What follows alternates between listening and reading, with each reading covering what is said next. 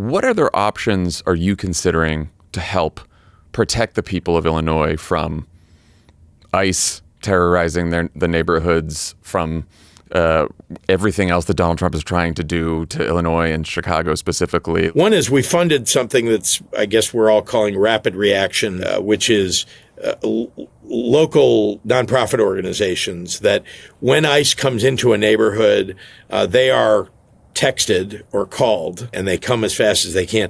And the idea is not to interfere with ICE, because you're not allowed, it's not legal to stand in the way of a law enforcement officer of federal government or state, but rather to make sure that people in the neighborhood generally are warned what's going on, and also to help out people who are being ill affected. Remember that we've got, real trauma going on where you've got children at elementary schools nearby they don't know. We all talk about whether a parent can, walk their child to school because they might get stopped by ICE. And that's one problem. Another is the children at the school are traumatized by the idea, even now, that they don't know if they go home, if anybody's going to be home when they get there.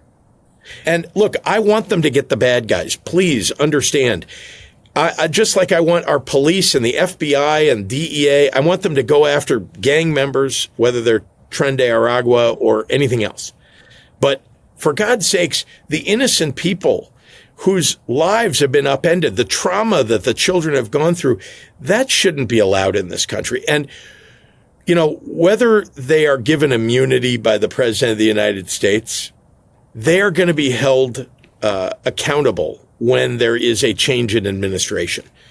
They are. When there is a Democrat in office, or when the Congress takes over, the Democratic Congress takes over and actually does something, they're going to hold hearings. People are going to be held accountable, and they could be held accountable legally. And it might take a few years, which is not at all satisfying to any of us.